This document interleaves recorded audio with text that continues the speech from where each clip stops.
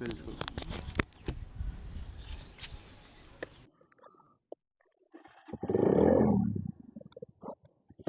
अस्सलाम वालेकुम वीवर्स। आज का छोटा सा ब्लॉग बनाने का, ट्रैवलिंग ब्लॉग बनाने का मकसद ये है कि पिछले चंद दिनों से सोशल मीडिया के मुख्तलिफ प्लेटफॉर्म्स के ऊपर हम पीपल्स पार्टी के सिटिंग वजीर और सिटिंग MNA MPs के बयान देख रहे हैं। जो मौजूदा सिंध हुकूमत का मुआवजा मौजूदा पंजाब हुकूमत या साबका पंजाब हुकूमत से या पंजाब के हालात से जो कर रहे हैं, तो थोड़ा सा इनको दिखाया जाए कराची के हालात। ये मकसद है आज का छोटा सा ट्रैवलिंग ब्लॉग बनाने का। इस वक्त मैं मौजूद हूँ कराची के छोटे से builder Saima builder end developer की सोसाइटी साइमा अरेबियन विलास गडाप टाउन में। तो आप ये काविशें जो हैं बिल्डर की देख सकते हैं। छोटा सा मेंटेनेंस लेता है ये यहाँ के रिहायशियों से। उसके बिहाफ पे ये अपने पूरे एफर्ट्स लगा रहा है अपनी सोसाइटी को मेंटेन करने के लिए। तो ये तो बेसिकली एक छोटा सा बिल्डर है। अब हम इसका गेट आ रहा है, एग्जिट एंड इंटर गेट। इस पे जब बाहर निकलेंगे तो वहाँ से हम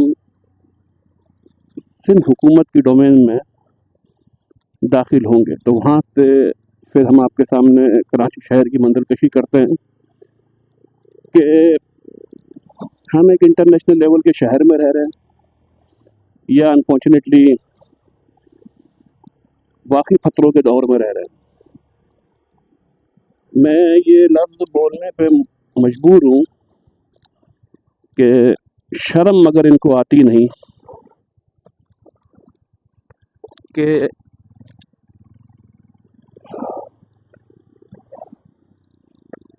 आज भी टीवी पे बैठ के ये हजरात क्या दिखाना चाहते हैं, क्या बताना चाहते हैं, मेरे समझ में नहीं आता, मेरे पास अल्फाज नहीं है। तो अब हम ये साइमा अरेबियन विलास की गेट से बाहर आ चुके हैं और कराची की सड़कों पे हमने सफ़र स्टार्ट कर दिया है। ये गालिबन हम तोरा बुरा के पहाड़ों से उतर चुके हैं नीचे। ये एक बहुत महंगी सोसाइटी है साइमा अरेबियन विलास। इससे थोड़ा सा आगे जो है दूसरी सोसाइटी है, उसका नाम है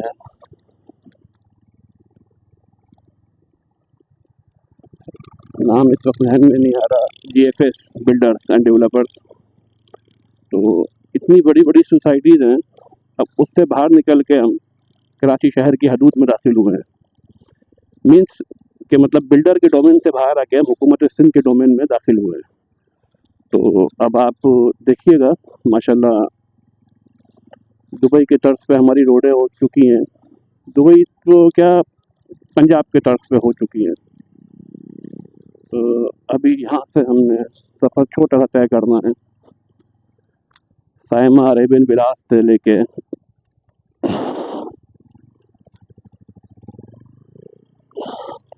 ये 2018 से मेरी यहाँ पे रिहाइश है और 2018 से ही मैं इस रोड पर सफ़र कर रहा हूँ। अनफॉर्चुनेटली यही इसका हाल है, सिंगल ट्रैक ही चल रहा है। हज़ारों की तादाद में घर आबाद हो चुके हैं, लाखों की तादाद में यहाँ पे रहायशी हैं।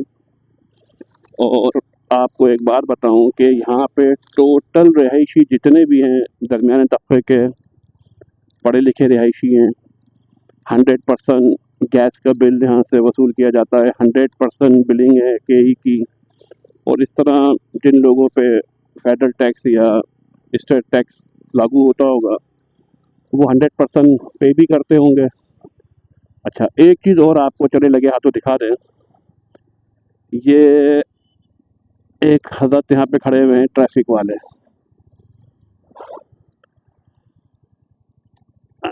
ये आप रक्शे के साथ देख सकते हैं।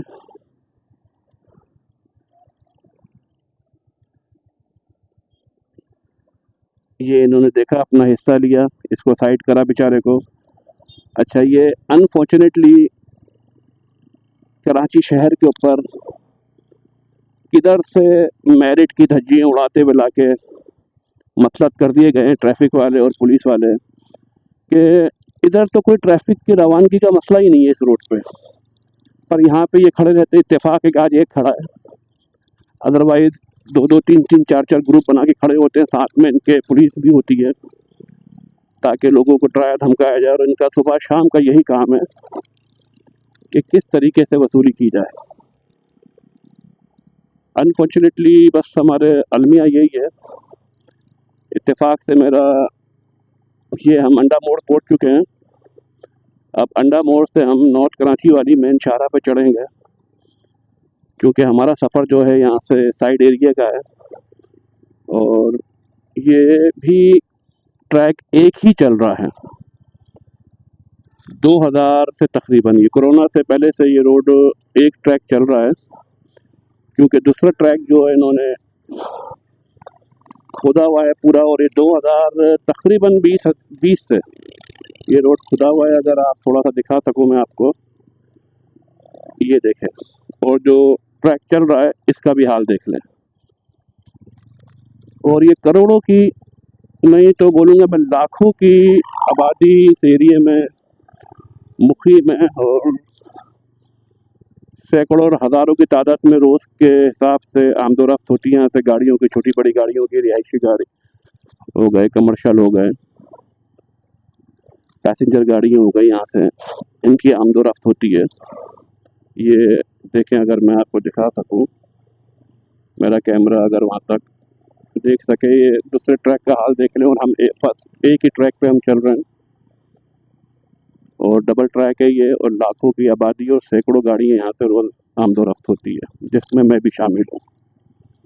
अच्छा जी, अब हम बात कर रहे थे कि मेरा इत्तेफाक हुआ है चंद ममालिक में सफ़र करने का, जिसमें सिंगापुर हो गया, मलेशिया है, चाइना है, बैंकॉक है, इवन श्रीलंका भी इत्तेफाक हुआ सफ़र करने का। बड़ी अनफॉर्चुनेट बात है कि चले इन ममालिक को छोड़ें, हम KPK और पंजाब की ही बात कर लेते हैं।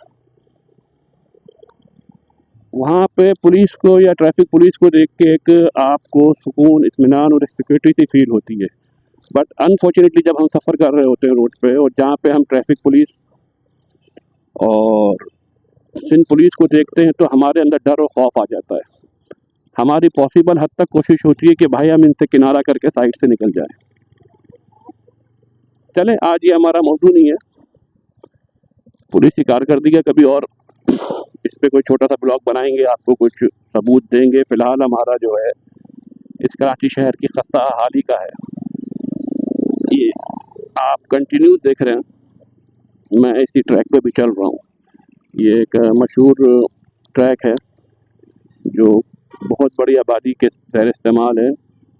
इस वक्त हम अल-हमीद स्कूल पहुँच चुके हैं और सिंगल ट्रैक है कंटिन्यूस। दूसरे ट्रैक का हाल आप देख सकते हैं, 2020 में ये खोदा गया था पाइप डालने के लिए, ड्रेनेज के, सेवरेज पाइप जिसको हम बोलते हैं। पर वो सेवरेज पाइप तो डल गए, पर अनफॉर्चुनेटली आज तक ये रोड ना बन सका। 2020 रिकॉर्ड तो डेफिनेटली सिंध हुकूमत के पास मौजूद होगा, वो उसको चेक कर सकती है कि वाकई 2020 में ही यहाँ पे काम स्टार्ट हुआ था, जो आज तक 2025 तक भी कंप्लीट नहीं हो सका। और शायद ये मोहनजोदाड़ो का ही मंजर पेश करती है रोड। और ये देख सकते हैं आप, कमर्शियल बेल्ट है, तो डेफिनेटली यहाँ पे जो घर या दुकानें वगैरह, यहाँ से हर चीज़ कमर्शियल के हिसाब से ही वसूल की जाती होगी, जिसमें इलेक्ट्रिसिटी बिल हो गया, फेडरल टैक्सेस हो गए, सिटी टैक्सेस हो गए, या स्टेट टैक्स हैं, लामाला ये कमर्शियली वसूल किए जाते होंगे। पर इन दुकानदारों को दिया क्या जाता है, इन रिहायशियों को दिया क्या जाता है? तो ख़ास तौर पे मैं शर्मिला फारूकी साहब को टैग करना चाहूँगा कि बहुत पढ़ी लिखी सुलझी हुई खातून हैं, ज़िंदगी में काफ़ी इन्होंने नशे व शराब देखे हैं। मैडम प्लीज़, कम से कम आपको छूट नहीं करता सिंध हुकूमत को डिफेंड करने का या उसकी कारकर्दगी को डिफेंड करने का। मोहतरमा, आई एम सॉरी, मैं आपकी बड़ी इज्जत करता हूँ, आपको जेब नहीं देता, अनफॉर्चुनेटली, सॉरी मैडम। और बड़े अफसोस के साथ कहना पड़ता है कि शहीद जुल्फ़िकार अली भुट्टो और मोहतरमा शहीद बेनज़ीर साहिबा के नाम पे हुकूमत बनने वाली, और जो पिछले 17 साल से इनके शहादत के बेनिफिट ले रही है हुकूमत सिंध में, अफसोस है इनके ऊपर कि ये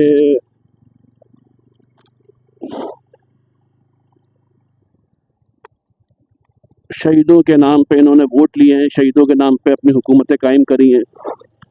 और जुल्फ़िकार अली भुट्टो मरहूम शहीद और बेनज़ीर साहिबा शहीद के जो डायनेमिक पर्सनैलिटीज़ थी, इसके बारे में तो कोई दो राय नहीं, चाहे आपका सियासी इख्तलाफ हो या ना हो।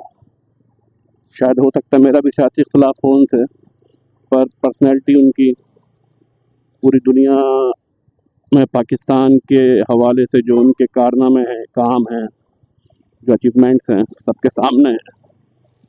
और ख़ास तौर पे बेनज़ीर साहिबा की बतौर ख़ातून वज़ीर आज़म जो डायनेमिक पर्सनैलिटी रही है, अल्लाह ताला उनके दर्जात बुलंद करे। उनकी शहादत के बिहाफ पे ही ये हुकूमत बनी थी, और जो आज तक कायम है, ऑलमोस्ट 17 to 18 ईयर्स हो गए हैं। और